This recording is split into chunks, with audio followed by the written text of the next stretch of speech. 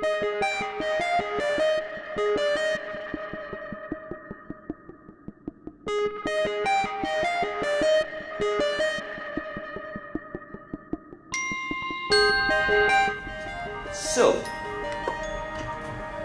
welcome everybody. My name is Dino Esposito. I do a bit of work for JetBrains. JetBrains is a company that has a lot of tools across the huge spectrum of the software industry for Java and for .NET. But this talk has really nothing to do with JetBrains as a company and my work for that. This talk is about misconceptions or misperceptions about the domain-driven design. The subtitle says common assumptions and uncommon facts about domain-driven design. So let me briefly summarize what has been my epiphany to domain-driven design. Well, if I have to summarize what is my job, also encouraged by people, I would say I'm a guru. And the main problem that gurus have is just sell themselves to companies, to publishers, to conference organizers. So from time to time, you have the problem of finding new things to be able to discuss, to present to people. So I started over 10 years ago, more or less at the time in which Eric Evans published the Blue Book, which is the seminal piece of work about domain-driven design. Started taking a look into this. It took me years to figure out a few things, but it was only recently, so I would say a year ago, that I encouraged, and after talking to friends more active than me probably in the physical writing and management of projects, that I started realizing that that was something to be fixed about the common perception that most people have about DDD. But actually, the first and most important individual who recognized that the common perceptions about DDD were not exactly right was the author, the creator, the inventor of DDD, Eric Evans himself. If you go on YouTube, it's very easy. Just type Eric Evans DDD QCon. In a talk that he gave in London, in 2009, at the QCon conference, Eric Evans confessed, so to say, that if he had to rewrite the book, he would shift around a few chapters. So put a few chapters at the very top, at the very beginning of the book, giving those chapters more emphasis, just to, in summary, shift a little bit the focus, same content, same concepts, but just ordered differently to deliver a significantly different message to the masses. And essentially, this is the same point that years later, humbly, I'm here to share with you. So we're talking about what is the essence of domain-driven design, why we should be highly interested in that, assumptions and facts, and the part of DDD that really shines, the analytical part of DDD. So DDD stands for domain-driven design, but essentially too often we mistake that for just writing an object model. So instead it's about design of a domain, of a piece of software driven by the physical business domain we observe and analyze.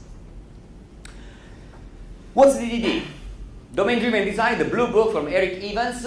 It went out some 10 years ago, and it was a milestone because, as the subtitle of the book says, it was supposed to give guidance, step by step, extremely well-defined guidance on how to tackle complexity right in the heart of software. The book contains innovative guidelines, So it says something that nobody had said before, original in this regard, about design software driven by the characteristics of the business domain, because we write software just to mimic a piece of real world. We are copycatting in a way. And the challenge is in just making the verb copycat to be real, with as little friction as possible between what we observe in the real world, what people involved in the business say, how these people call the entities and the actions in the business, and the copy that we create via software, via C#, C++, Java, whatever. The language is totally irrelevant in this regard, in software. But positive 2 points here. In the end, DDD was essentially perceived as, over the years, as an all or nothing approach. So either you do DDD, which means that you literally follow the guidelines, step one, down, just ticking off a list of prescriptions with not much interpretation. So it was taken probably too much religiously. And, well, in the end, things worked, but not so great, not as great as they could. The purpose of domain-driven design was mitigating the burden of writing software especially under tough conditions. And which are tough conditions? When you have, first point, a huge number of business rules to handle. Not any piece of software, honestly, has that many business rules. So if you have 10, 20 business rules to take care of, it's not a big deal, honestly. But when business rules are, form an interrelated web of rules, one touching on top of the other, and when the total number grows up to hundreds, it's going to be, complex. And complex doesn't mean you are unable to handle that.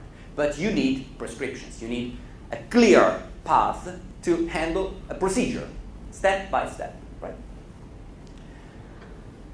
Another aspect that makes the need of prescriptions relevant is when you have complex workflows or tasks. So when the business is full, the business domain is full of actions, business actions, that, form fairly intricate workflows that even beyond the flow of work. If you try to render out using, a flowchart diagram, what you have to actually code just to prove yourself as an architect that you've got it right from user requirements, well, you find writing a flowchart fairly complicated. And so it requires that you go back and forward with customers, interviewing and re-interviewing, just to make sure that you got it right. Because the fundamental point of software, the challenge of software of all times, is just understanding exactly what you're supposed to do. And when you face a scenario where the business is inherently intricated, because it's the real world, and trying to formalize it means there are so many hundreds of business rules and tens or even hundreds of entities that populate the domain without prescriptions. But even with prescriptions, the fundamental thing is understanding the inherent mechanics of things, how things work. So becoming a domain expert. You are a software architect. I am a software architect. We are architects, so we are not strictly expected to become domain experts in all possible domains in the world. But understanding the mechanics, or just ensuring that the mechanics of things that you understand is right, is valid, is approved, this is absolutely critical. And this is the whole thing that really matters about DDD. Collaborative systems are, if I have to provide a class of applications, probably the most sophisticated and complex we can write. A collaborative system is a system in which many users typically work concurrently on subsets of data, and the data change under your eyes. As the user is editing or working or displaying some data, some other users concurrently may perform actions that invalidate or modify the data being displayed. Another scenario, more modern these days scenario, is that makes architecting a system hard, is when you don't know, your customers actually don't know exactly what they want. Because startups are the most prominent example, because typically a startup is a nice idea, hopefully a winner idea, but just an idea. So with a business plan behind, with some relatively faint ideas, with some concrete pillars, but not all pillars in place. And you have to help them to shape up the final artifact that is deployed, delivered to the market for success or failure. So when you work in a startup context, you cannot expect that users give you specific, full details about requirements. You as an architect are part of the team, and you have to help, stakeholders, the company, to understand what they want. So in the end, the final model, the final result of the analysis has to be something that makes sense. Common sense. But what I see to be the way in which most people would summarize domain-driven design is, just build an object model that represents the business domain. Let's call it domain model. It's an object model, right? But to be cool, you call it a domain model. And then you build around this domain model just a layered architecture, which is just another way you can call the classic three-tier architecture that we built for decades now. Presentation, business, data. It's more or less the same, right? Just called with a different name. A little bit more abstract, but essentially the same thing. This is, of course, a little bit oversimplifying. But not that this is wrong. But this is just one instance.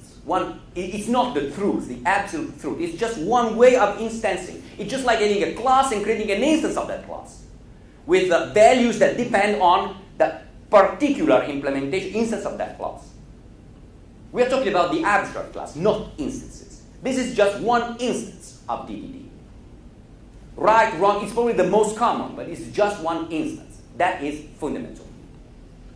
So, if you take this instead of just an instance of the DDD pattern, if you take this as the truth, the pattern itself, you find out that, apparently it's not really hard to do right DDD. But actually you find out that it's just easier to do it wrong. It's not paradoxical. It's relatively simple. See, the message is clear. Build an object model that represents the domain. And everybody can get it. So apparently it's easy. You got it. But turning that into practice starts getting hard. So simple to understand, hard to adopt. So just easier to do it wrong. So if it is a starting point and that is the end point, this is the theory and this is the practice.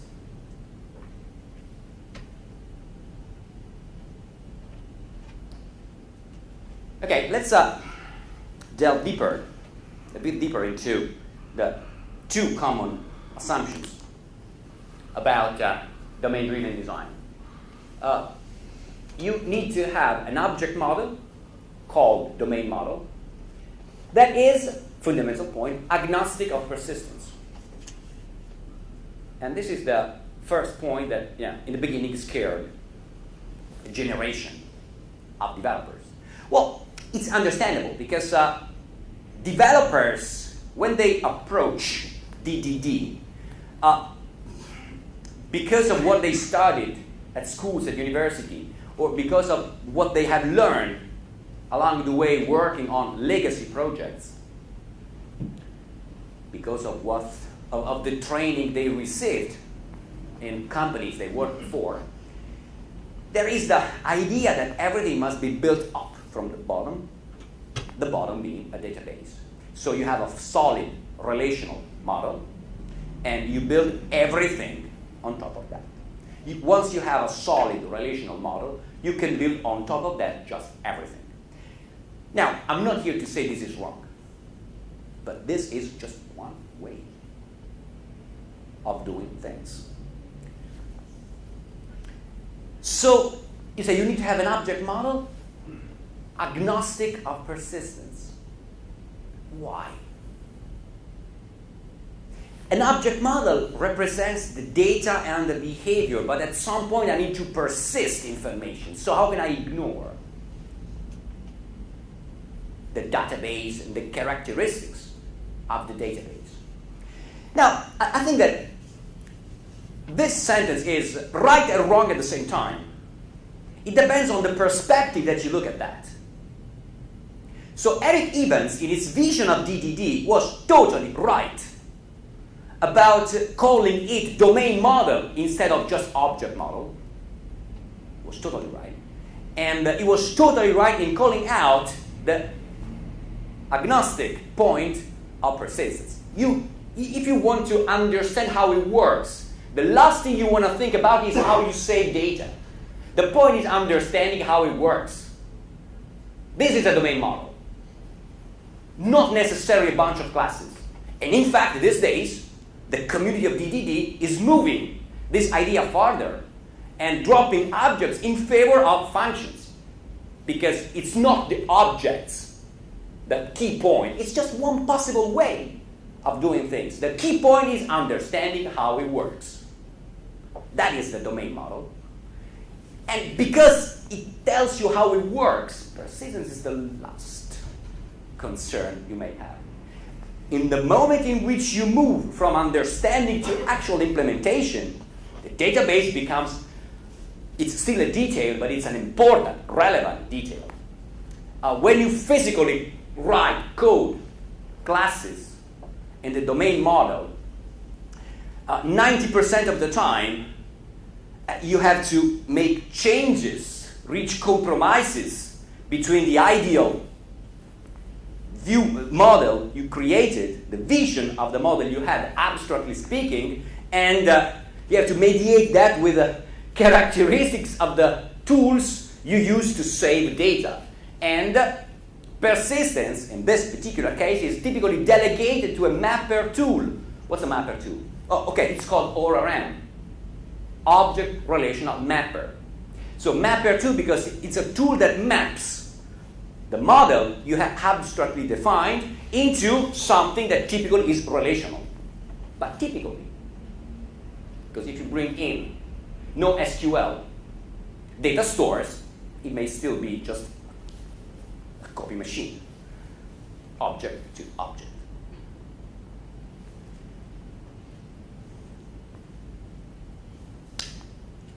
This is, as I'm trying to express, is the vision of DDD, but object model agnostic of persistence and an ORM, to back it up, are common assumptions that, if elevated to the rank of being the pattern, can drive your attention, can be misunderstood.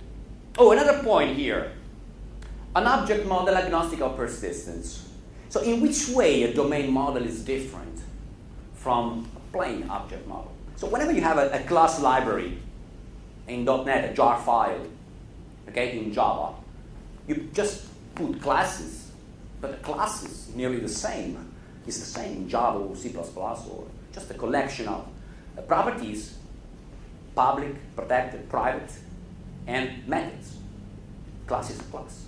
So multiple classes may be related together in the same class library, form an object model. Why should we call it a domain model? Why? Two different ways to call what appears to be the same thing. So the explanation, wrong, that is taken for this is, well, yes, but a domain model has some extra special aspects and characteristics. You want to use value types instead of primitives. Oh, really? Yes, because say, for example, you are, I don't know, modeling something that involves at some point temperatures. A temperature, how would you render a temperature? It's a number. Yes, but what kind of number? So what is the type you use for render a temperature? An integer? Yeah, because it could be negative or positive, so an integer. Yes, but it could be 3 million. 3 million is an integer. Yes, but 3 million it's an integer, but it's not probably a feasible value for a temperature. So you need to probably restrict that to a smaller range of integers. But at that point, it's no longer an integer. Think of this. When you create an object model or a domain model, you understood how it works in the business domain, and you are creating an SDK for other people in your company, yourself, parts of the constituent parts of the architecture to consume. You are exposing the core of the system in much the same way you can use the Android SDK or you can use the iOS SDK, just the public interface to program against the model. If you define a temperature as an integer, and you have a public setter property on the class that exposes the temperature, okay, it's correct what you have done, but you are also enabling people to put into the integer property just any value that fits with integer type. So you need to find a way to restrict that. And consider that the history of software is full of examples of projects that failed because of the wrong data slipped in some way into the system. You may have heard about was 96, the Ariane 5 disaster. It was the maiden flight of the Ariane 5 rocket from the European agency, ESA, of space. It's easy to find evidence of that through Google, but actually the rocket, 40 seconds after takeoff, exploded. It was self-destroyed.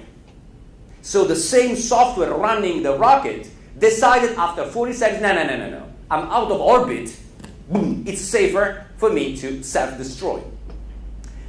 The logic in the software received data that made the logic, the algorithm, think that rocket was out of orbit.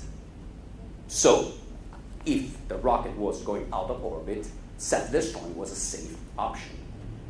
The problem was that a module was an exception in a number conversion that was not handled properly, made the exception bubble up unhandled. When it reached the module that was in control of the orbit, it received incongruent numbers. Determined from that, it was out of orbit and self-destroyed the module. So this is to say that not putting boundaries about values and types you use in the model, not modeling faithfully what you see in the real world, may take to disasters. Hopefully not disaster like the Ariane 5 blow up, but disasters, loss of money or time or whatever. So value types are the pattern that says avoid using primitives, or anytime you find yourself using an integer, a string, a data, boolean, make sure that you really need there an integer, a boolean, whatever it is. So don't be afraid of rendering a temperature with its own type, temperature type, which happens to be typically a value type, so just an immutable type to use the .NET language. Factories. instead of constructors. Now, a factory does exactly the same job as a constructor. They create new op instances of the type, but a constructor has no name.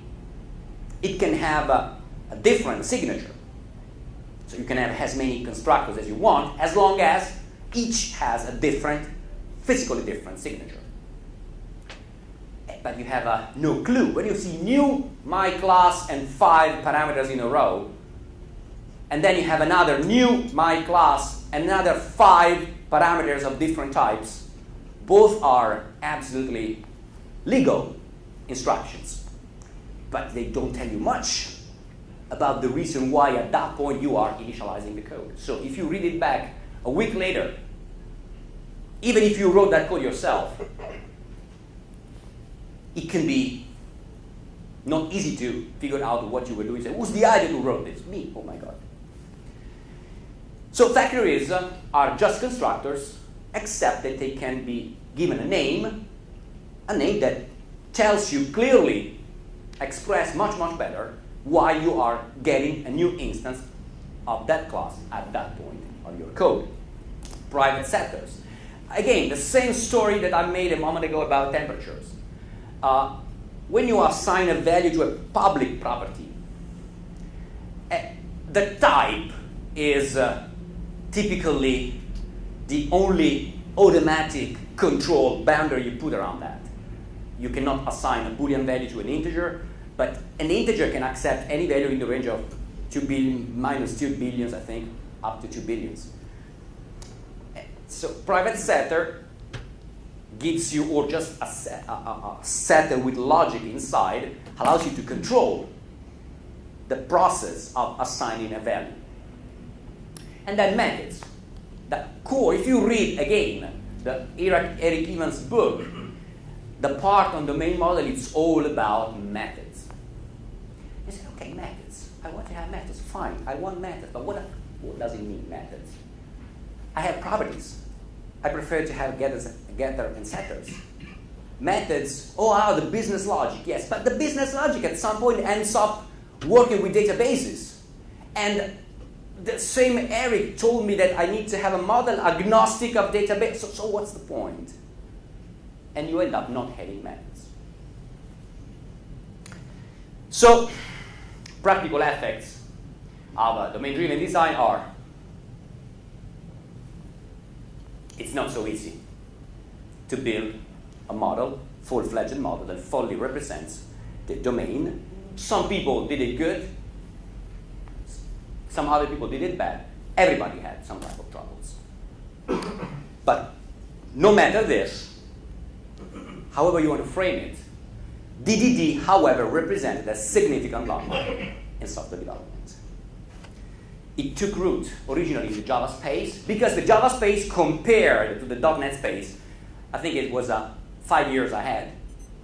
So companies investing in Java started doing this in mid-90s, far before the .NET framework made justice of having a different language for particular features, as it was the case in the Microsoft space. And DDD was blissfully ignored until recently in the .NET space. And then, when adopted, kind of misunderstood. Now, this is a quote from my latest book, Architecting Applications for the Enterprise. But the guy who said that is one of the Microsoft Corp people that work closely with companies, with Microsoft shops, to build enterprise-class architecture. So he says, we shouldn't try to lead with a unique top-level architecture that addresses any application or subsystem. A single architecture that rules them all is not a good idea for complex enterprise software. So this puts the final word, the crux on the grave of the idea that, on the previous slide, a full-fledged model is the way to go. So what does it mean? Does this mean that DDD is totally, completely wrong? Useless? No. DDD has 2 distinct parts. You always need one, and you can sometimes totally, happily ignore the other. The most important part is the analytical part in DDD. And then there is the strategic part. The analytical part is just valuable to everybody and every project because it allows you to figure out the top level architecture of the system. The strategic is about how you actually implement the parts you identified in the top level architecture.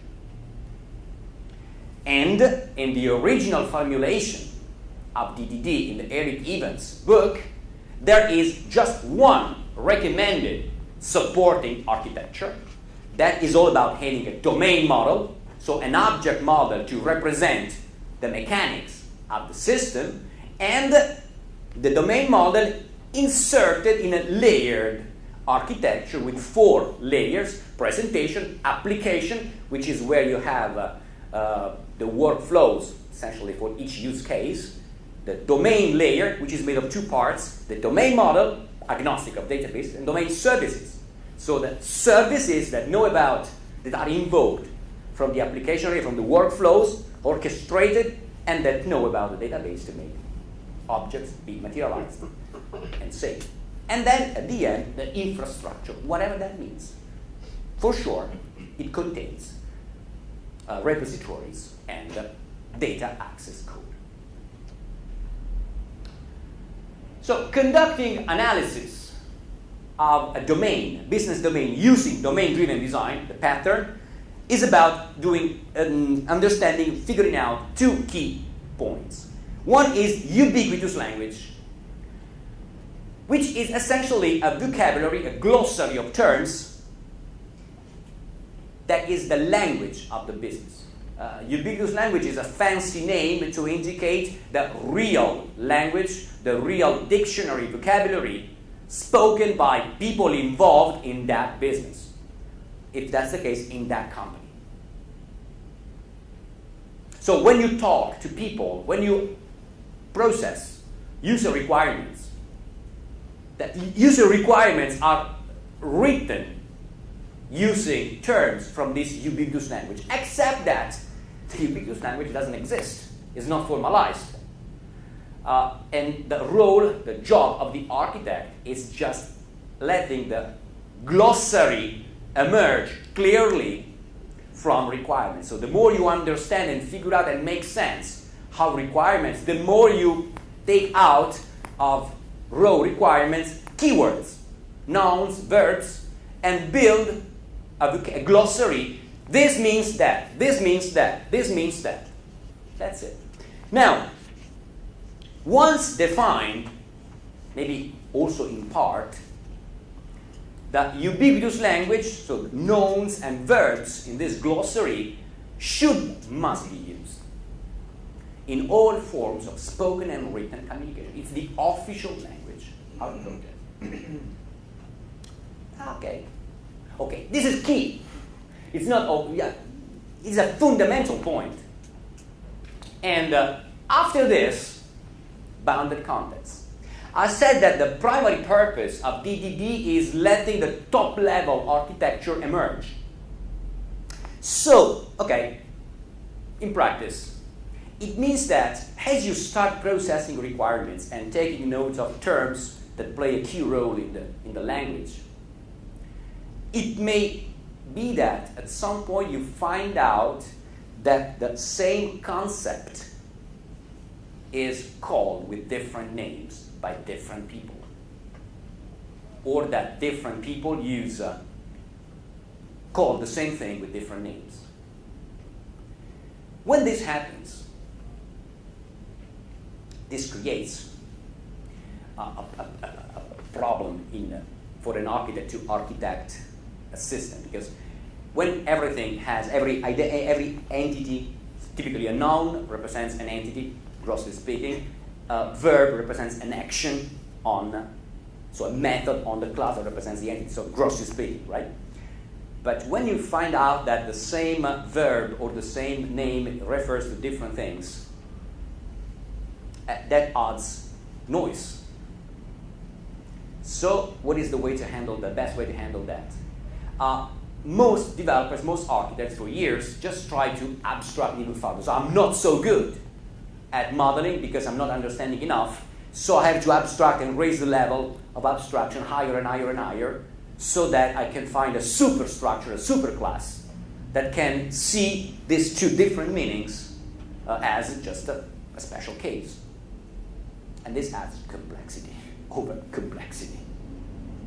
And more importantly, you are missing the point of the top level architecture. So it's very rare, unusual, unlikely that a complex, an enterprise, a line of business application, no matter the metrics to measure the complexity, just a line of business application that makes a company go, results from a single, unique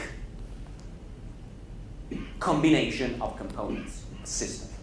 More likely, it's a constellation. It's a web of interrelated blocks. So one system is made of several subsystems. One domain is partitioned, even with some overlapping, in multiple subdomains. This is the rule much more than the opposite. And bounded context is just a DDD specific term used to refer to a subdomain. So whenever you find noise in the glossary, so ambiguity on terms, you probably are crossing the invisible boundary that separates two distinct bounded contexts. So concretely, in companies, it often happens that different departments use slightly different naming conventions to refer to things and actions.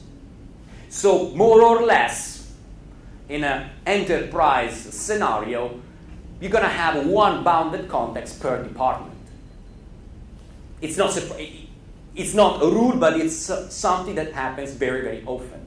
So whenever you find ambiguity on terms, find out if it's you that got the ambiguity. But if the ambiguity really exists, that's probably a concept that belongs to another, that should be just duplicated or isolated in another bounded context. And in this way, a bounded context becomes an area of the domain, a subdomain that needs to be treated independently, can be treated independently, can be developed independently, can be given its own architecture, its own model, its own language. Divide et impera. That's it. Instead of one all-encompassing, fairly complex thing, if you detect, you find evidence that smaller pieces can be built together, do that. By all means, do that. And each bounded context is a subsystem that you create from scratch. And each bounded context is given its own architecture, supporting architecture. So in a system, you can have multiple bounded contexts, one of which is, say, implemented using domain model, and another one is just plain code, or a CMS, or CRM, or SharePoint. It depends on what is the expected purpose of that component. So divide et impera, even though it's not explicitly mentioned in DDD talks and books, it's actually underlying the idea of bounded context. Purpose of the ubiquitous language is having developers and domain experts use the same terminology. It mitigates the risk of misunderstanding and avoid translation between different jargons. It's not theory, it's money. There's money involved here. This graphical piece of a PowerPoint slide shows you the ROI of DDD. We complain too often about requirements that change frequently. But we probably never spend enough time reasoning about, well, maybe it's because we got it wrong. We got them wrong. It's not important why we may have got them wrong. Lack of communication, bad communication, poor communication. Fact is, we got them wrong. So sometimes changes are not extra features added, but just, oh, I got it wrong, misunderstandings. And it's a problem. It's money. So a common terminology, strictly business-driven, becomes the official language of the project. People who attended yesterday my sketchy thing talk heard about a methodology that I call UX first, that joins together a software architect and a UX architect. But the point is essentially I was just making the point of finding whatever you can to reduce the risk of misunderstandings, giving users exactly what they want. If you can achieve this, your budget is in much better shape. So, technically, the structure of the ubiquitous language, words and verbs that truly reflects the semantics of the domain. So we have a technical concepts renamed to the business. So we never happen to delete a record. Okay, it's probably what we do under the hood. But the idea of deleting a record can never be part of the domain language. But it's probably could be something like cancel the order. Because users, in their business, they don't delete a record. They maybe cancel an order. Okay, technically it's the same thing, but it doesn't have to show up. Because you never know when you talk to customers and stakeholders, they can misunderstand, or they can misunderstand what you mean by delete a record. Or worse yet, they can use delete a record to mean something different that for you means deleting a record. So either way, it could be a mess. It is a mess. So actually, if you consider the language spoken by domain experts and the language spoken by development teams, the ubiquitous language is something that joins together but accords far higher priority to the language terms in the vocabulary of domain experts. It's not an artificial language, so nobody sits down in a lab and says, oh, let me see, we want to have a word like this, a word like that, a verb like this, a verb like that. No, it emerges out of requirements. And it must be continuously validated against users. In the end, we expect such a language to be a glossary that involves all terms in the business that also form an unambiguous, fluent language. Wherever you detect ambiguity, you probably need to split the domain into multiple subdomains and the language, once united language, in multiple sublanguages. Domain experts have expectations as well about the language, avoid terms and concepts missing or not clearly referring to a process or a business concept. The name you choose for a method, for a class, for an enum type, for an element of an enum type becomes important because that helps you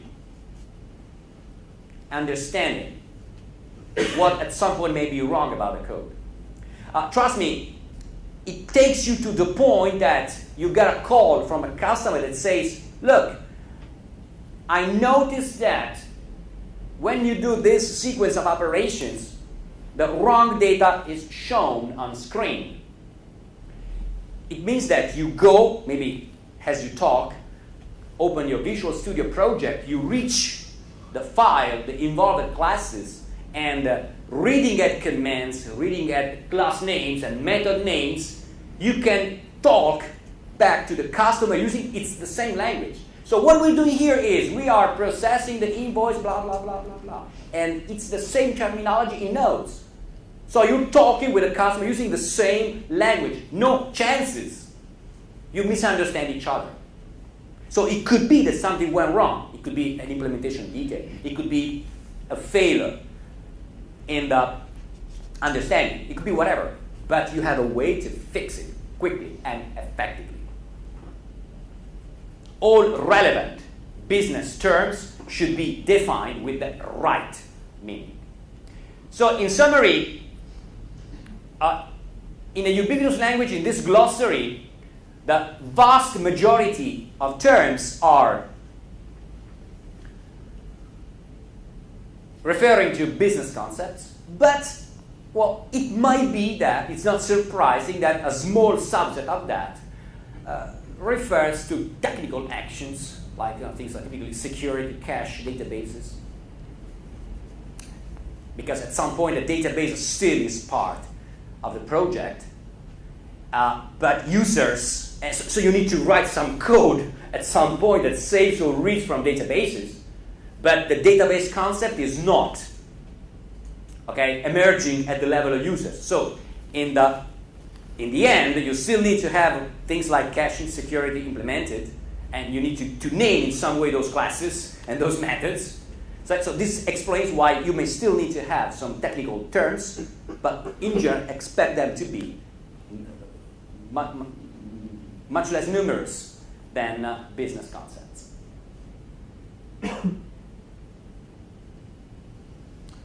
How would you manage ubiquitous language? Well, it can simply be a Word document or an Excel file or a UML diagram, Visio file, depends. It's just a glossary. So anyway, you have to save a glossary and to share that within the company is good. Each term should be fully explained and in a way that is understandable by both parties, developers and experts. Keep it up to date. It's a never-ending work. So there'll probably never be a time, it never comes a time in which the ubiquitous language is fully defined. There is still room for improvement, and more beyond this, the language evolves as new insights are gained about the domain, but you also need to match, keep in sync, the language and class names. And all articles you may have read about code readability, refactoring, renaming, not trying to plug you into ReSharper, JetBrains ReSharper, far from me this, okay? But renaming is critical because it's the way in which you keep in sync ubiquitous language with actual classes. Because if you fail at some point, if you miss some changes in the language and not reflect them into the code, you are introducing noise. You are creating, as emphatic as it may sound, the trigger that will originate possibly a big ball of money.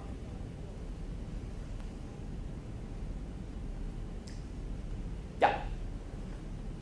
A ubiquitous language is absolutely critical when you have a lot of complexity and when you are trying to figure out things. So the startup scenario that I mentioned earlier. So here's an example. This is a sort of typical requirement you may find. As a registered customer of the I Buy Stuff online store, I can redeem a voucher for an order I place so that I don't actually pay for the order items myself. Voucher, for example, is just a term that the business uses. So no other synonyms like coupon, gift card should be used. Voucher is the only term allowed in documentation, emails, communication, and more importantly, source code. So it's not a mistake because it doesn't compile or it's an inherent bug. But if you name a method or a class, redeem gift card makes no sense. You have to use redeem and you have to use voucher. That means to stick to the ubiquitous language. And it has to be a strict policy. I would even say that if you have a way, you would even force this rule as a check-in policy rule in your TFS TeamCity or whatever tool you use to save your code. So nearly all tools, TFS in particular, they allow you to define check-in as extra component, check-in rules. So you might want to try out something to parse any code and in some way to try to force this so that you are guaranteed that anything that is checked in is compliant with the user language. Okay, now let me give you a brief example.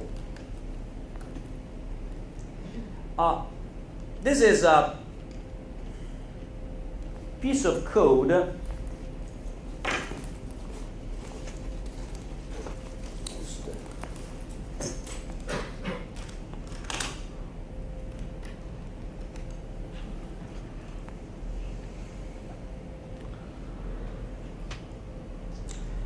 that represents the description of a sport match.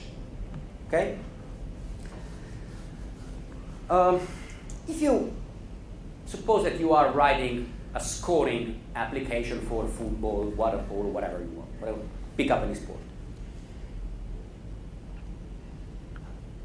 According to fancy technologies in the Microsoft space like code first, entity framework, this or that, it could be that, oh, it's a simple scenario. All I need to do is, defining a class that I can call match. Team 1, team 2, the venue, the day, the score, the state of the match. And because you're using, the score, I'm using a value type here. I'm smart. I'm hitting a domain object root class that implements the infrastructure for validation as an abstract is valid method. I can check in any class I derive if the state of the class is valid, which is another pillar of domain-driven design. So I'm really smart, really doing a great job here. I have a behavior is in progress where I just check in the code, the state of the variable here. So I'm smart. I can have an instance of the class dot is in progress. I'm so smart. Yes, but this is essentially an anemic class. Now, not that anemic class is per se a really bad thing, but you are not making any DDD here. That's the point. If you say, I couldn't care less about DDD, I just want to write code that works, period, fine, it's okay. It's absolutely okay. But if you want to do DDD, you are not doing any DDD here, because you are not letting the language of the business emerge. You just are replicating the structure of the relational model you have in mind. What you're doing here is, I have a match idea. I know how I would save that to a database. I'm just creating a class that mimics. It's a smart record set. It's a smart active record, period. This is what you're doing here. And having the score type here, which is a value type, like this, still graphics, aesthetics. There is nothing really serious you're doing here. Why? Because, for example, all properties are integers and have open getters and setters. Setters in particular. You can write any number here. And same in match. So, yes, I got the point. Thanks, Dino. Let me rewrite this class. And yeah, at this point, you can rewrite the class. Notice, a class like that is what you see in most tutorials and demos using code first. You write a class like that, and then you persist the class. You map the class, and then have entity framework do the magic of persisting it. There's no DDD in that. It's not because you use value types that you are doing any DDD. So here is a possible way, step 2, to rewrite that match class. Now this is better, slightly better, because another point that I had in the here is essentially just the default constructor. So it could be that, I have some initialization here, but honestly, that you have a match between home and visitors with no ID hardly indicates that you have a business valid object. Because if you have a match in a scoring system, the match has to be identified in some way, in some system, some backend system, has an ID, and has real names for the teams involved, maybe team IDs also. Initialization for current score and to state like this makes sense, but this is not likely returning an object in a business valid state. So here is a better way of doing things. So you have now no longer a public constructor, and you have a constructor that requires you to indicate an ID and names of the teams. And in this particular case, I'm also having contracts to ensure that the ID is alphanumeric and of a given length, and team names are neither null nor white spaced. Okay. If you don't like contracts, you can even use if-then statements. It's fine as well. So just check it, input values. This is better because now any instance of the match class can only be created through this constructor, and it ensures, because of the checks we make here, that ID and names are valid, or at least are not null or totally unrelated. So what else we have here is, we made it right? Because we have now all private setters. And well, for the few things, a couple of things that may change during the lifetime of the class, the score and the state, we have set methods. Here now, set state and set score. And we also added a little bit of logic here, because we say that if the match is scheduled, so if the match is still to start, we automatically set a blank score.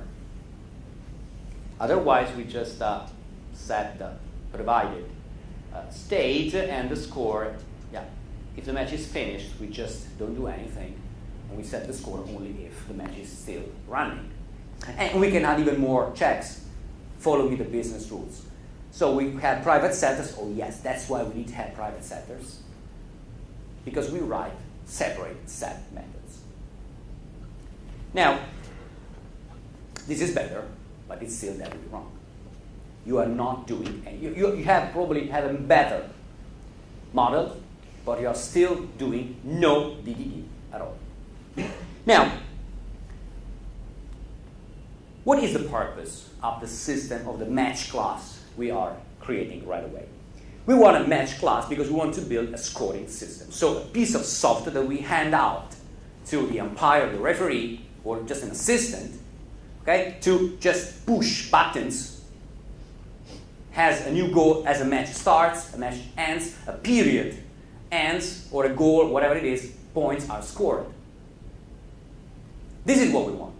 So I said we want to have a match starts, a match finishes, a period ends or starts, goals are scored. This is a ubiquitous language. There is nothing here. It's not about set score. Set score is a method that reflects not the business, but the persistence model, which is not bad per se. As long as the code works, it's fine. Okay? But if you want to understand and try to appreciate the real benefits of DDD, and this is a trivially simple example, but project this to the size of a real-world enterprise system, it changes completely. So here is step number 3. The final destination of the match class.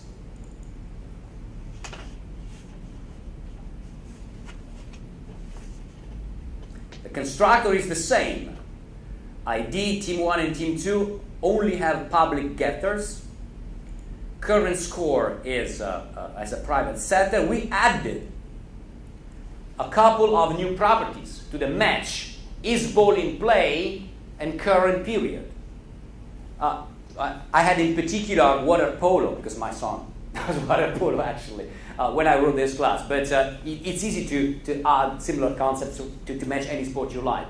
So in a water polo, it's all scoreboards have a green or red button or light to indicate whether or not the ball is in play.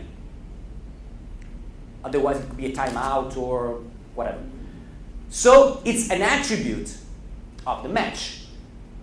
So we want to be able to read it.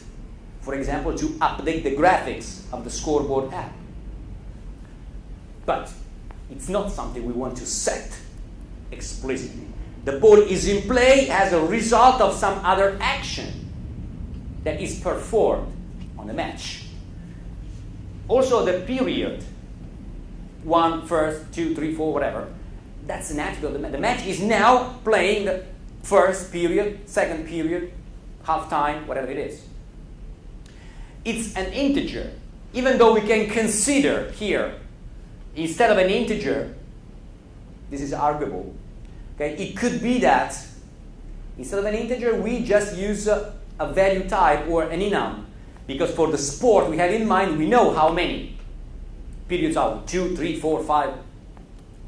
But actually consider that current period, even though it's implemented as an integer, it can only be read publicly. We have no public setter. We have no set method. So the value here is set internally from the logic that public methods develop. So if I write the scoring logic correctly, there is no chance that a value here that is beyond 1, 2, 3, or 4 is saved here. So int 32 here is not perfect from a design angle, but it surely doesn't bring anything wrong into the model. It doesn't enable users, just say users of this app, to do anything wrong with the SDK. Yes? What about the argument that an int32 representing a period could be compared to, say, an int32 representing the score, which is nonsensical in the domain, but then allowed because you didn't use value types here? What do you say to that? Yeah, I mean, it's arguable. You can use here a period value type, which in this particular case can be just first, second, third, fourth. Yeah, okay, and that would be perfect, in the sense that you are really fully modeling. But even if you keep this to be an integer, because this value is not set explicitly, you only read it. Okay, when you read the value for processing reasons, the value, you want to know if it's the first or second period, to increment that internally, you need anyway to turn that into an integer. So it's about where you want to make the conversion. I agree. Ideally, this would be a value type, and internally, there is a private method where we do the increment. We just turn that into, cast that to an integer, +1, and we're done. Okay, score is the same class as we had, but more importantly, we now have a bunch of new methods. We have start, we have finish, we have a goal, we have start period, we have end period, and then we have a bunch of informational methods like is in progress, is scheduled, is finished. And the interesting part of this, before we get into a few details of the source code, I want to show you a unit test you can write on this class, which is the story of the match. I create a new match with this ID, then I start the match, I start the period, I score a goal, end period, start period, score a goal for the other team, end, start, goal, and what's the score? 3-1. Okay, yeah, this has to be huge anyway. This is the expected. So I just swapped the parameters on the are equal. Now this is, this gives you a tool to talk to your customers. Because if something goes wrong at some point in the application, and you got a call from the customer complaining about that, you navigate to the code, critical code, and you read something like this. So you are able to get back to the customer, say, look, what we are doing is this. We are starting a match, we are scoring a goal, this. At some point you find you are describing the algorithm you're implementing using a language that the stakeholder can understand. So it can get back to you, say, look, this is right, this is wrong. So you figure out immediately whether the problem is just an implementation mistake, just a stupid bug in some method, or it's a logical thing. You just got the workflow wrong. And you do that using a common language with nearly no chances of further misunderstanding. That's it. And surprisingly, implementation of start or all these methods is trivial. It's really trivial.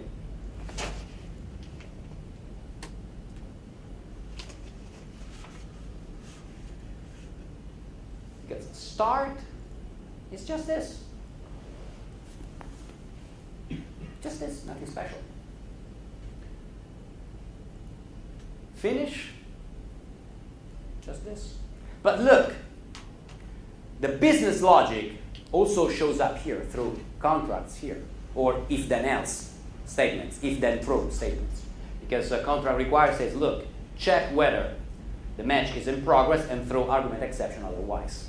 So what I'm saying here is that you can finish a match, but only if the match isn't currently in progress, the period is the last one, and the ball is not in play. Which argument? Excuse me? Which argument? Oh, okay. You mean the exception here? Okay, I just picked it up with the first exception. Exception class, okay. You might want to have, specific exceptions. Yeah, absolutely. That's totally right. So it's just my point. I was too quick in writing the code. So yeah, this argument exception. Okay, it should be. It must be. Good catch. A specific exception that indicates exactly what went wrong. So, trying to finish a match that is not in progress. Exception. Invalid current period exception, or ball is not in play exception. So you want to have here specific exceptions. Okay, just to make the domain follow, I'm not supporting here any situation in which the match can be suspended. So the match can still finish when the current period is not the last one. We are talking about the business now. We're talking about business. We're talking about rules with code in front of us. So even talking about business, it's easy. Okay, I cannot start a match if the match. I can only start a match when the match is scheduled. So if the match is already started, I cannot start it again. Otherwise, I throw an exception, which is not supposed to be argument exception, but a much more significant one. Start period. I require that to start a period, the match is in progress and the ball is not in play. And this is just a feature of code contracts in .NET. I ensure that once this method ends, the ball is in play and the current period is greater than 0. Current period is just incremented now up to 4.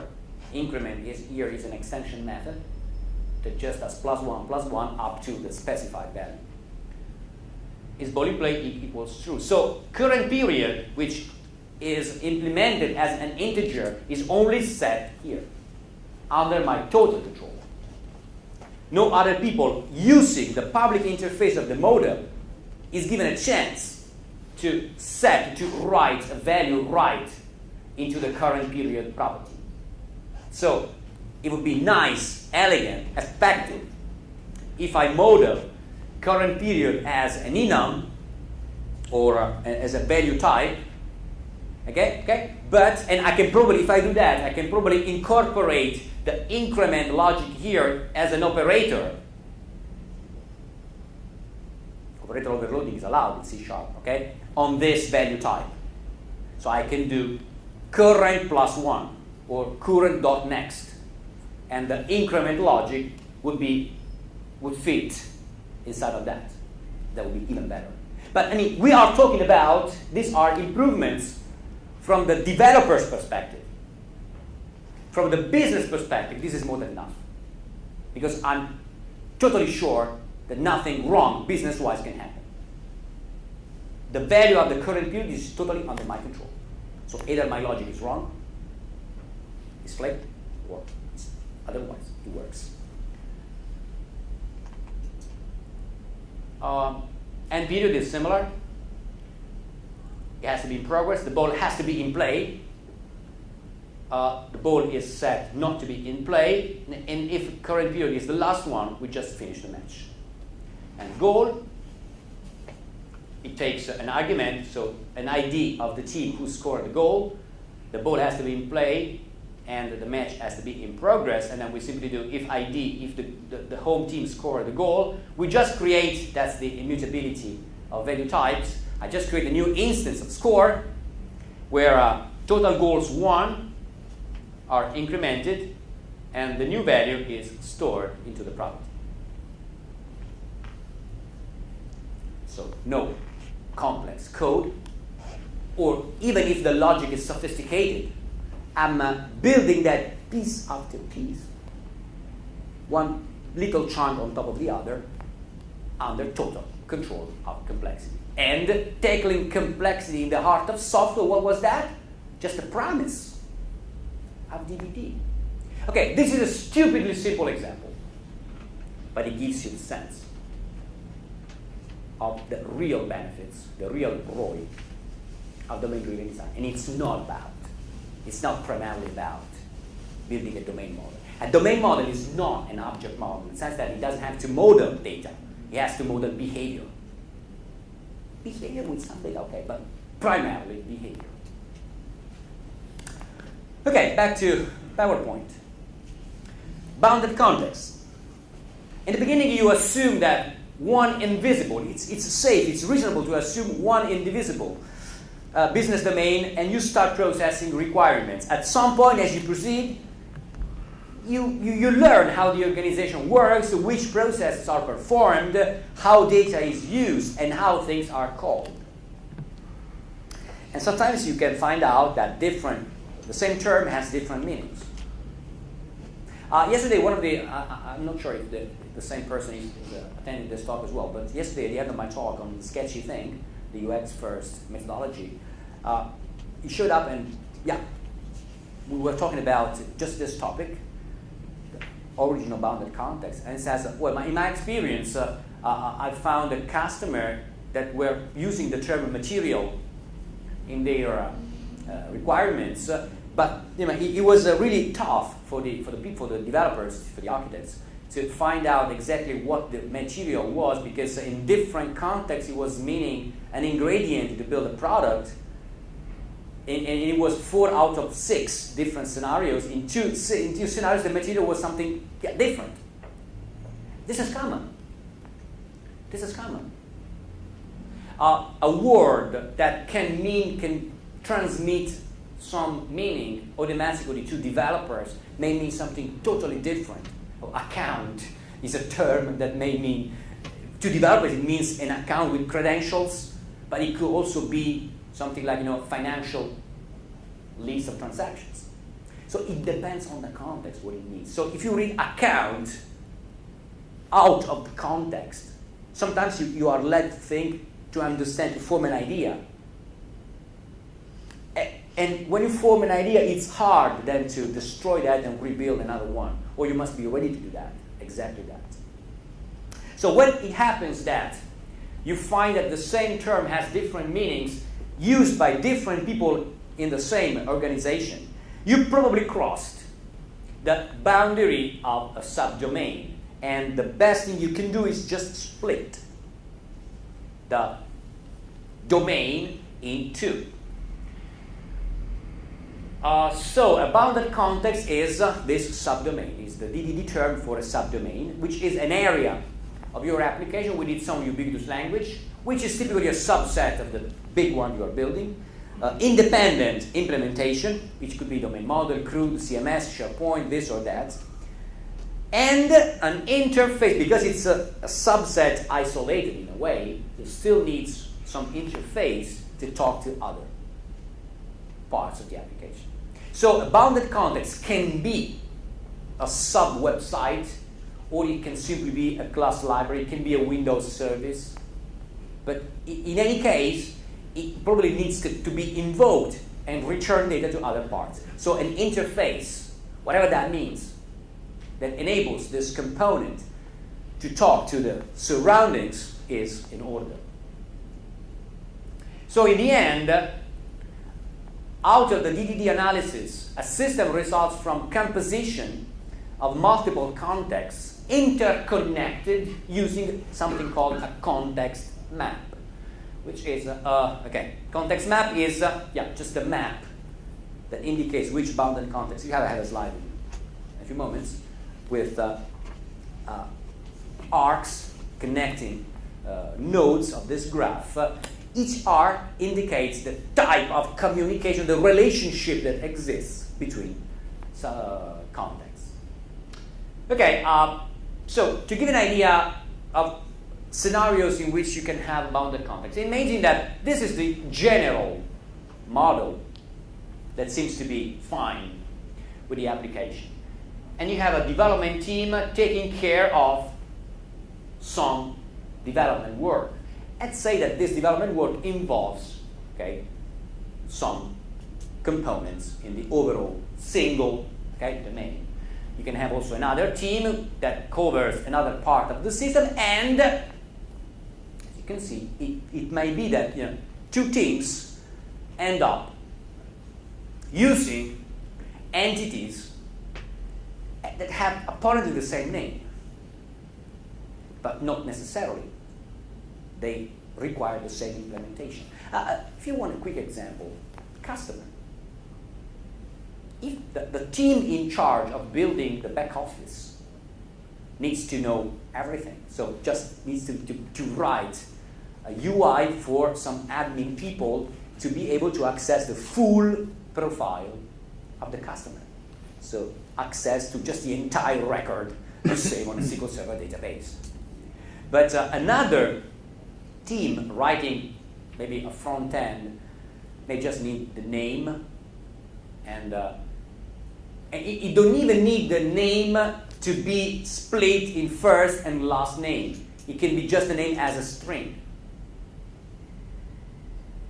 So in these cases, you can have just one customer class and maybe work with the toString method to produce the typical output that a module needs. But in the moment in which another module comes up that needs another form of serialization, what do? String 2, string 2, or 2 string 1, or 2, or you rename so that toString takes a more understandable names. You probably need different customer classes in different namespaces. So whenever there is overlapping, the overall integrity of the model in the context in which we consider a single model is at risk. So there are several ways in which we can solve the issue. But one is we take these two classes just out, and it's called the shared kernel pattern. So we have a development team 1 that works on these classes, team 2 works on these classes, and both share the common kernel. And in the common kernel, you expose all public methods as they are needed. This is just one possible solution. Another one is introducing bounded contexts. So the development team just sees this part of the system as a separate application.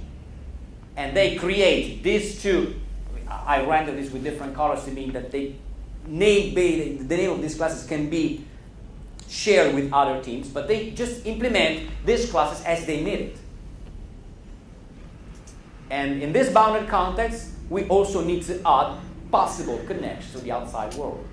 And the same we do for the other classes. So we have, these classes are duplicated. Well, duplicated. That's a tricky point. They are not, strictly speaking, duplicated, because they have the same name, but they are expected to have different data and to process it differently. Except that the name is different. The name is the same, because people behind the bounded context used to call the same thing a different thing with the same name. It's not, it's a subtle distinction. Oh, you want to take it? It's fine. Okay. Overlapping is quite natural in the real world.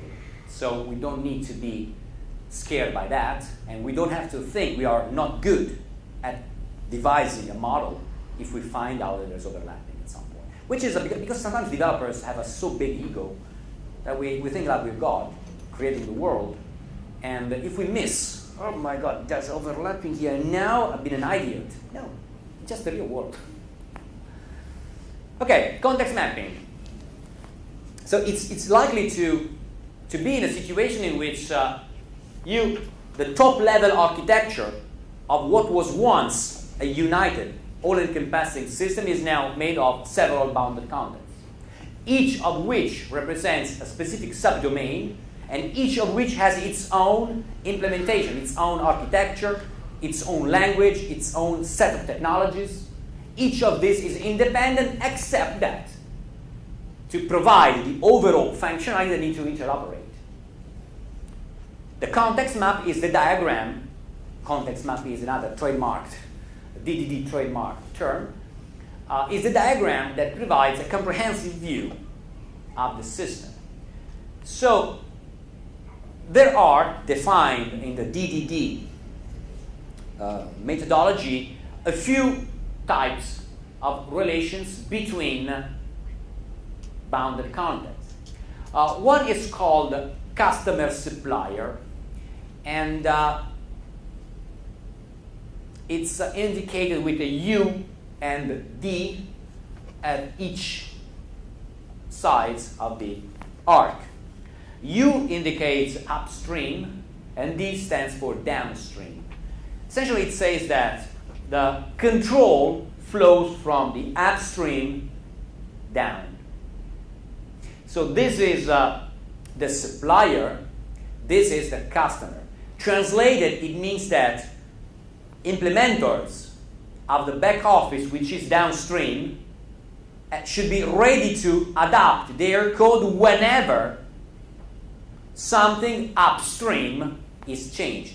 So teams in charge of an upstream bounded context should feel free of making changes, even breaking changes, and breaking changes will automatically be managed downward.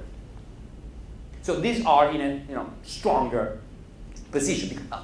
I call this as an example core domain. This represents the engine of the application. If something has to change at the core level, every other component, cascading subsystem needs to be updated accordingly.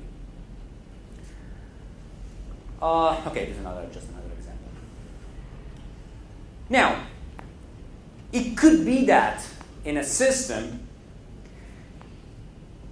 you need to get services of a subsystem or a system you don't control. I exemplify this as a weather forecast service. It could be that in your software here, it could be, imagine this, a club site system in which you want to display the people that can book courts and to play sports. You want to provide weather forecasts, but you don't do weather forecasts yourself. You just take this out of an external web service. So you don't control. So the weather forecast external module is upstream compared to your code. Sometimes you can consider introducing an anti-corruption layer. Anti-corruption layer is a proxy.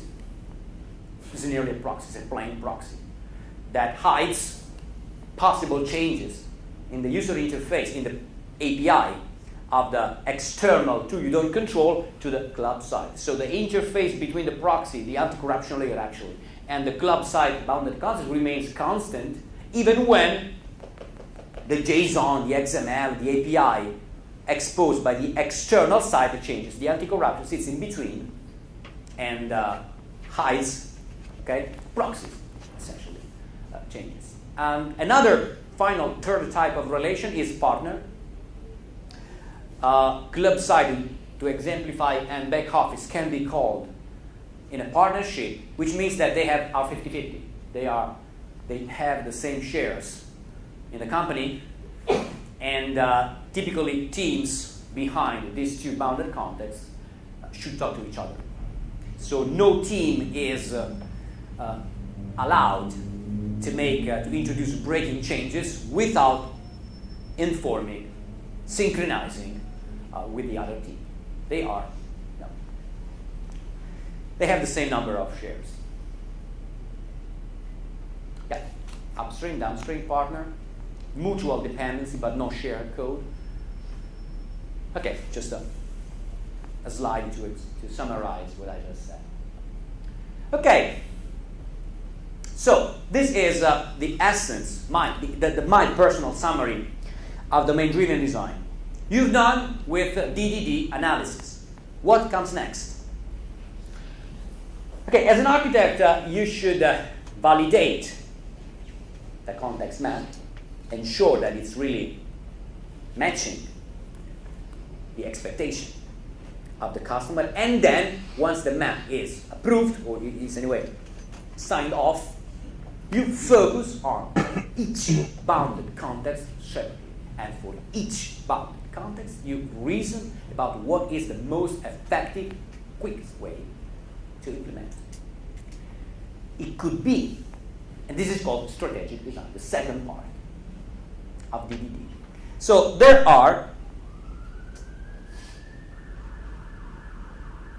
could be a bunch of good candidate solutions for each bounded context. One could be the domain model pattern that was emphasized in the blue book of Eric Evans. But today it's just one supporting architecture. It could work, it could not work. It could be too complex. Today the domain model is pushed in a corner because of another pattern that essentially is common sense. It's called the CQRS, Command Query Responsibility Segregation, that says, look, in any system, there are two possible types of action. You can perform a command, or you can read. You can write data executing a command, or a command alters the current state of the system, or you can read about the current state of the system. In a classic domain model, read and write operations are performed by domain services and domain model classes in a single environment. And this, practice has revealed this, brings to having a lot of one-to-many relationships with a lot of work to populate data queries that go to bring data up to presentation, and a lot of complexity also to write. Also, it also raises little issues but with no solutions, like suppose you have an order class with details. So you need to have typically an items property, collection property on the order class to read the items in the order. How would you implement items? iList, but iList has act. Consider that you are returning the order entity, and that's your SDK. So the order object, the order class, which is part of your public SDK for the domain, has an order class with an items which is an IList. So it has an add. So people, developers, consumers of this SDK can manually, programmatically add new items to an order, even when they just read the order. This is okay if you are processing the order. But if you are just reading the order, and you are returning the order class to the presentation layer, you are returning an object that can be modified. And modifying an existing order without an explicit task, an explicit command, is a violation of the logic. Okay, I'm not saying, if you manage to make this impossible from the UI, you have a potential flow, but no real bad effect on the code. But if you review, if you analyze the SDK, well, you find out that your SDK has a design flow. But there is no solution, because in .NET in particular, even if you use a collection, you can still access the indexer and modify. If you use an enumerable, it's the same. You can still enumerate, reach the object, and modify the object. The order deals internally. You cannot add, but you can modify an existing one, which is the same.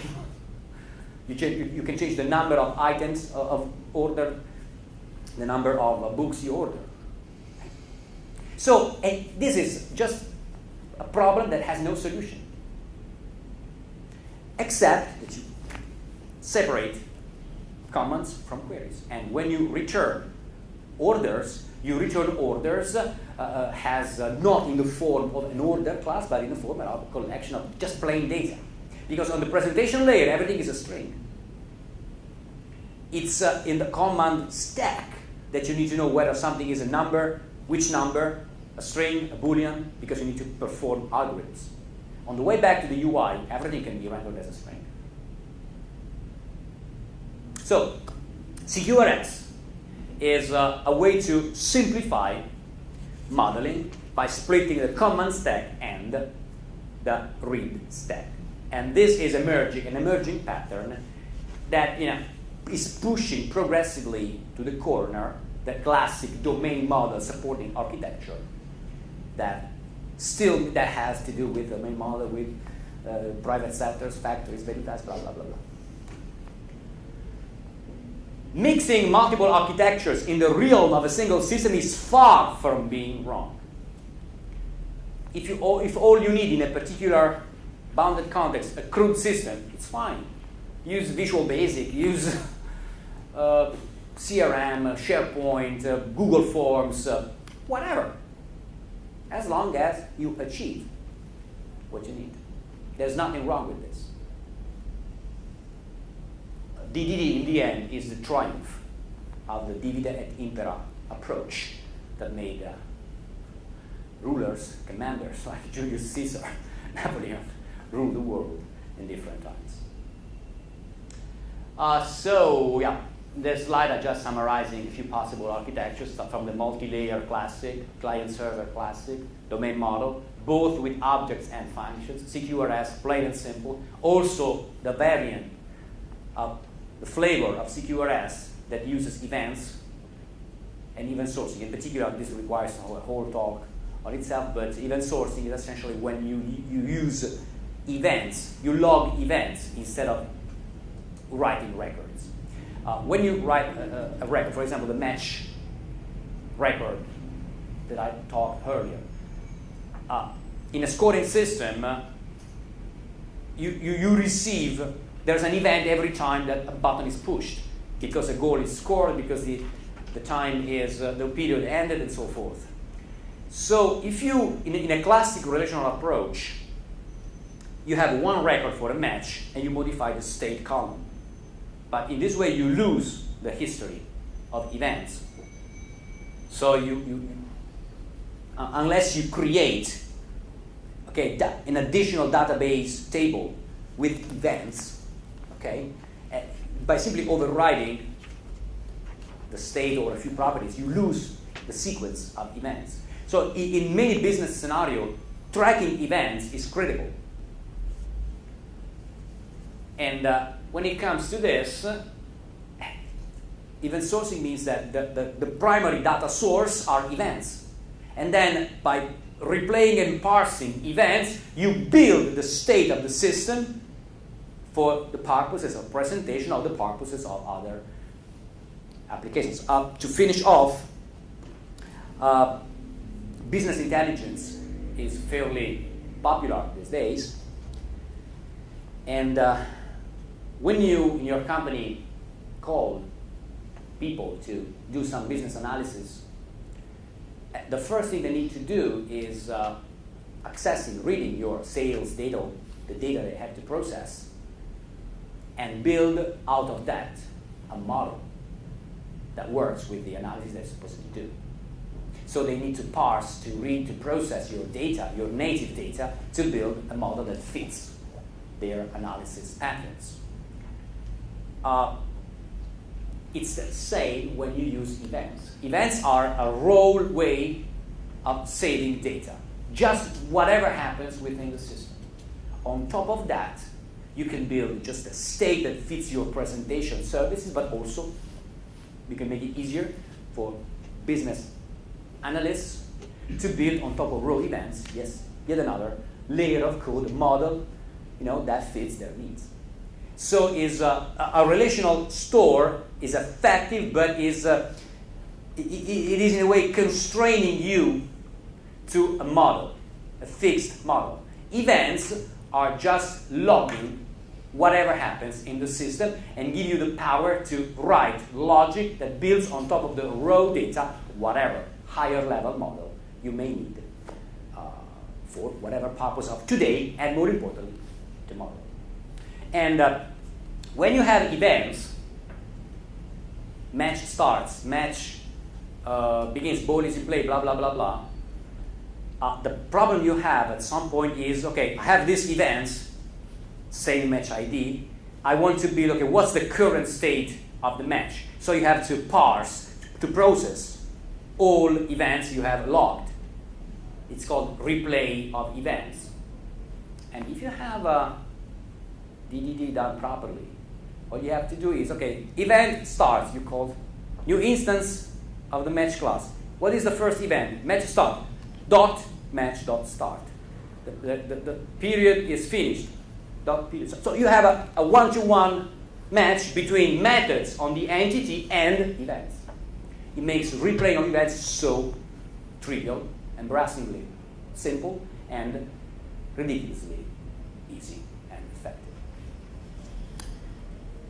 Okay, that's enough for this talk. Leave you free to go to have some food. If you don't mind, please follow me. I want to reach 3K followers by the end of the day. Yes? I have one question. Sure. Using CQRS, there's a DDD and the clear stack. If you need to apply some business logic before returning. Okay. Where do you apply that business logic? Okay. This can be done in a couple of ways, and both work, and probably it's up to you to choose each. One is you have some domain read model in the query stack. So you have a domain model, and in domain model, you have classes like customer, order, whatever, with the business logic that you need in that case. Another approach is at the end of the command stack. So right after having written changes to the system, you trigger synchronously or asynchronously through queues or even buses, depends on the needs. You trigger typically asynchronously an external component that creates a snapshot of data ready for the presentation. So at that point, you can apply business rules that just prepare the data for user interfaces. Now, if the logic to be applied, what you call the business logic for the query, is fixed in a way, you can go with the approach that you create a snapshot, because a snapshot once created is fixed. Okay? If the logic depends on the parameters of the query, okay, you need to have a remodel. And could you place this logic in a separate domain service and then when you're querying the details, just applying these details in the domain service, just applying logic and then throwing. Yeah. Oh, Yeah. So you in this case you have a read model, and a read model is just a domain model created in a way that it doesn't have anything that can allow changes. And okay, if you need to have business logic, you get a read model and with its own set of domain services that go down to the database, read, write, aggregate data, blah, blah, blah, up to prepare a view model ready for the presentation. Okay? Yes? My biggest challenge so far has been dealing with business operation that they have concern across bounded content, especially when they are asynchronous and they are very long running, like 7 hours or days. So sometimes then we end up having like a sort of orchestration service on full bounded content, which then tends somehow to be a sort of super bounded content.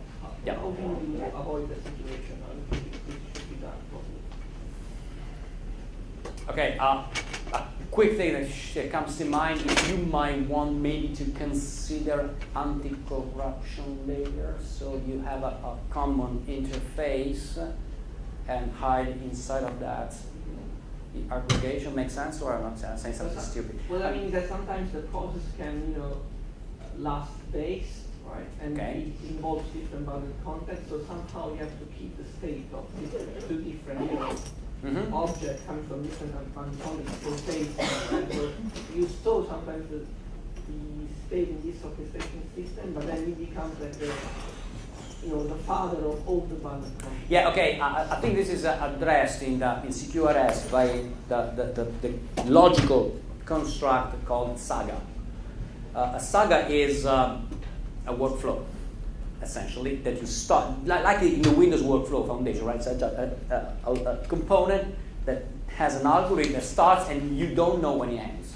So you know when it ends, but it could be seconds, milliseconds, it could be days, right? And at some point it starts, calls, whatever. The saga starts when the process starts from the UI or when there's an event, a user interface or a logical event that starts that. The saga has to be persisted. If you use, for example, an event bus, you have free persistence. There are open source frameworks that do that, or you can simply persist that on a database yourself. So you just serialize the state of that, so all parties involved, which point each has been reached, and then you have to find a ways to notify that change has been done. So rerun that up until you reach an endpoint. So in this case, the saga is the father, is the unique object, the father that indicates that is related to the entry point. So when you start it, it's given a unique ID, and that's it. And then it can have dependencies. Maybe it can have dependencies on other child sagas, each of which is a unique element. Yes, it's a chain. In the end, it can be in complex situation to be just a chain of elements, and serialization is key. And actually, I mean, it's part of the deal. So having this hierarchy is not surprising as long as you can identify one specific root object, a root event actually that started that. Yes, so actually it's not surprising to have the word what you call a super bounded context. Actually, it's not like that. I would say it's a super saga, super parent workflow that tracks all events down a tree, a logical tree. Last question.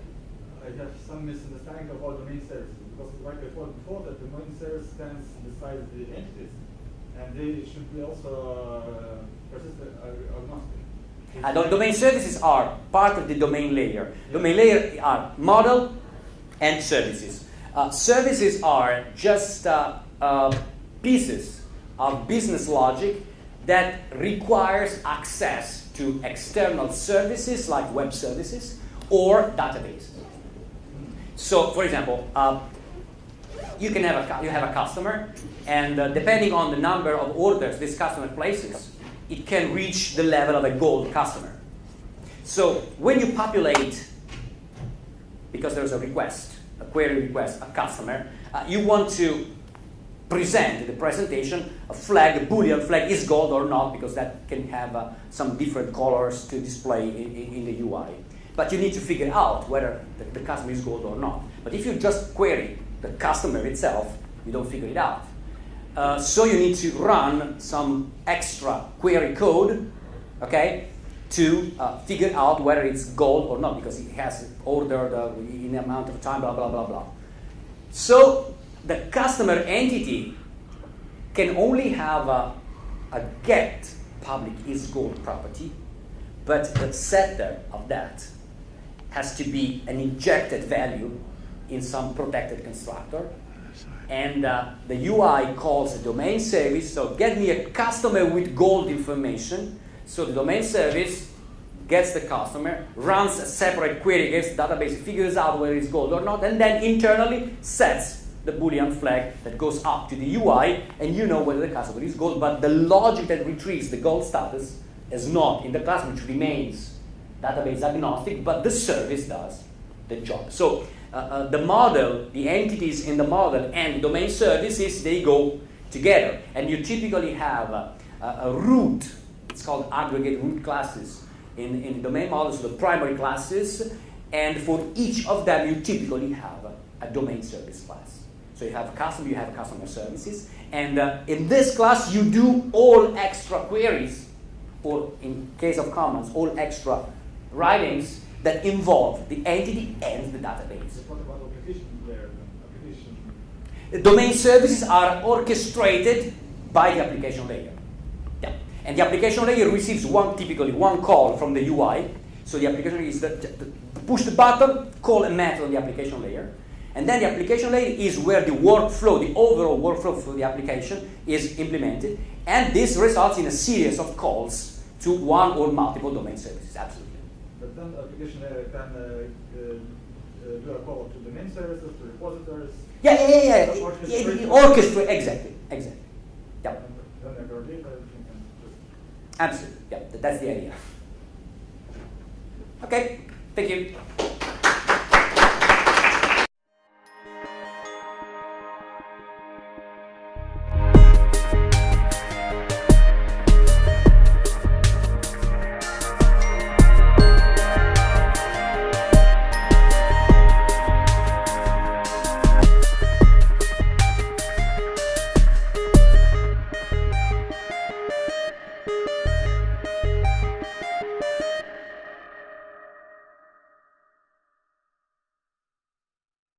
YouTube, but it's very easy. Just type Eric Evans, DDD, QCon.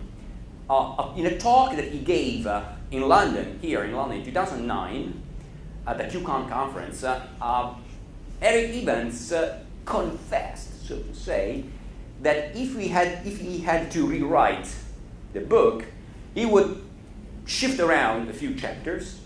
So put a few chapters at the very top, at the very beginning of the book, giving those chapters more emphasis, just to, in summary, shift a little bit the focus, same content, same concepts, but just ordered differently to deliver a significantly different message to the masses. And essentially, this is the same point that years later, humbly, I'm here to share with you. So we're talking about what is the essence of domain-driven design, why we should be highly interested in that, assumptions and facts, and the part of DDD that really shines, the analytical part of DDD. So DDD stands for domain-driven design, but essentially too often we mistake that for just writing an object model. So instead it's about design of a domain, of a piece of software driven by the physical business domain we observe and analyze. What's DDD? Domain-driven design, the blue book from Eric Evans. It went out some 10 years ago, and it was a milestone because, as the subtitle of the book says it was supposed to give guidance, step by step, extremely well-defined guidance on how to tackle complexity right in the heart of software. The book contains innovative guidelines, so it says something that nobody had said before, original in this regard, about design software driven by the characteristics of the business domain, because we write software just to mimic a piece of real world. We are copycatting in a way. And the challenge is in just making the verb copycat to be real, with as little friction as possible between what we observe in the real world, what people involved in the business say, how these people call the entities and the actions in the business, and the copy that we create via software, via C#, C++, Java, whatever. The language is totally irrelevant in this regard, in software. But past the 2 points here, in the end, DDD was essentially perceived as, over the years, as an all or nothing approach. So either you do DDD, which means that you literally follow the guidelines, step 1, down, just ticking off a list of prescriptions with not much interpretation. So it was taken probably too much religiously. And, well, in the end, things worked, but not so great, not as great as they could. The purpose of domain-driven design was mitigating the burden of writing software especially under tough conditions. And which are tough conditions? When you have, first point, a huge number of business rules to handle. Not any piece of software, honestly, has that many business rules. So if you have 10, 20 business rules to take care of, it's not a big deal, honestly. But when business rules are, form an interrelated web of rules, one touching on top of the other, and when the total number grows up to hundreds, it's going to be, complex. And complex doesn't mean you are unable to handle that. But you need prescriptions. You need a clear path to handle a procedure, step by step, right? Another aspect that makes the need of prescriptions relevant is when you have complex workflows or tasks. So when the business the business domain is full of actions, business actions, that, form fairly intricate workflows, that even beyond the flow of work. If you try to render out using, a flowchart diagram, what you have to actually code just to prove yourself as an architect that you've got it right from user requirements, well, you find writing a flowchart.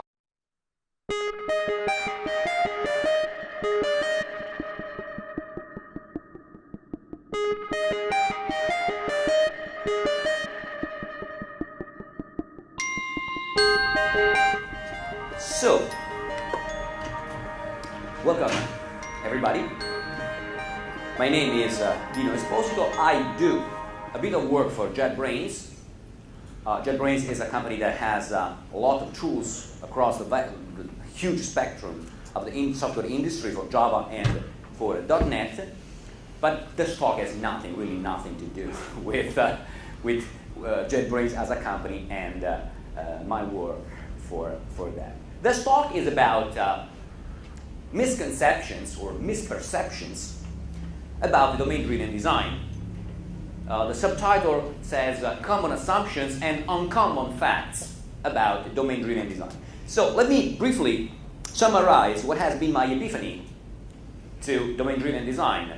Well, if I had to summarize what is my job, also encouraged by people, I would say I'm a guru. And the main problem that gurus have is just sell themselves to companies, to publishers, to conference organizers.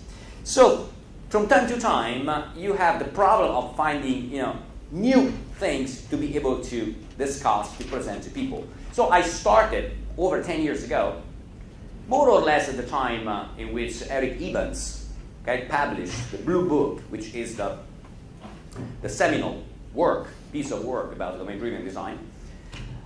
Started taking a look into this. It took me years to figure out a few things, but it was only recently, so I would say a year ago, that I encouraged, and after talking to friends more active than me probably in the physical writing and management of projects, that I started realizing that that was something to be fixed about the common perception that most people have about DDD. But actually, the first and most important individual who recognized that the common perceptions about DDD were not exactly right was the author, the creator, the inventor of DDD, Eric Evans himself. If you go on art, fairly complicated. And so it requires that you go back and forward with customers, interviewing and re-interviewing, just to make sure that you got it right. Because the fundamental point of software, the challenge of software of all times is just understanding exactly what you're supposed to do.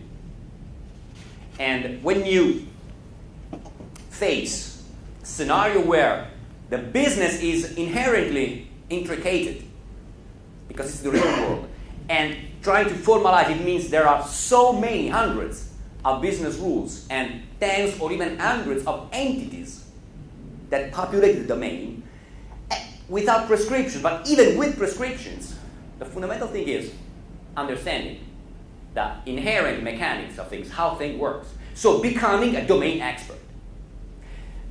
You are a software architect. I am a software architect. We are architects, so we are not strictly expected to become domain experts in all possible domains in the world. But understanding the mechanics, or just ensuring that the mechanics of things that you understand is right, is valid, is approved, this is absolutely critical. And this is the whole thing that really matters about DDD.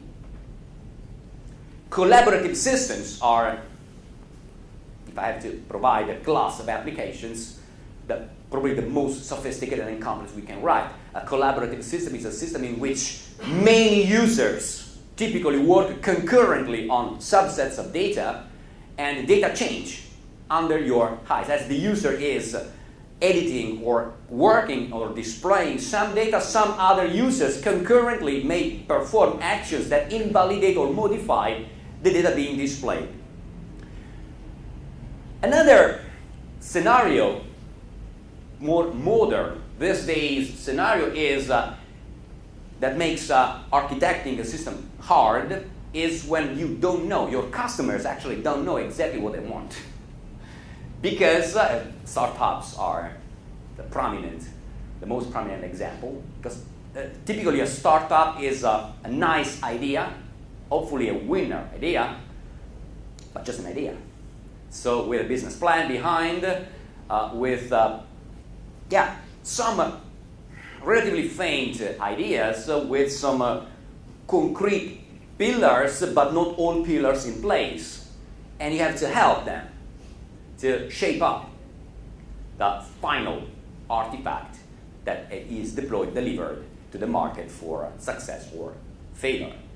So when you work in a startup context, you cannot expect that users give you specific, full details about requirements. You as an architect are part of the team, and you have to help, stakeholders, the company, to understand what they want. So in the end, the final model, the final result of the analysis has to be something that makes sense, common sense. But what is what I see to be the way in which most people would summarize domain-driven design is, okay, just build an object model that represents the business domain. Okay, let's call it domain model. It's an object model, right? But to be cool, you call it a domain model. And then you build around this domain model just a layered architecture, which is just another way you can call the classic 3-tier architecture that we built for decades now. Presentation, business, data. It's more or less the same, right? Just called with a different name.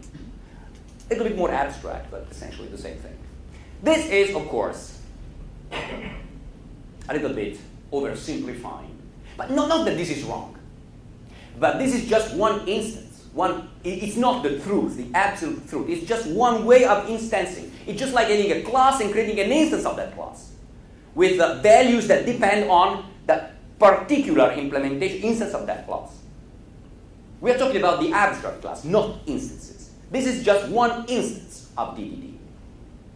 Right, wrong, it's probably the most common, but it's just one instance. That is fundamental. So, if you take this instead of just an instance of the DDD pattern, if you take this as the truth, the pattern itself, you find out that, apparently it's not really hard to do right DDD. But actually, you find out that it's just easier to do it wrong. It's not paradoxical. It's relatively simple. The message is clear. Build an object model that represents the domain. Everybody can get it. So apparently it's easy.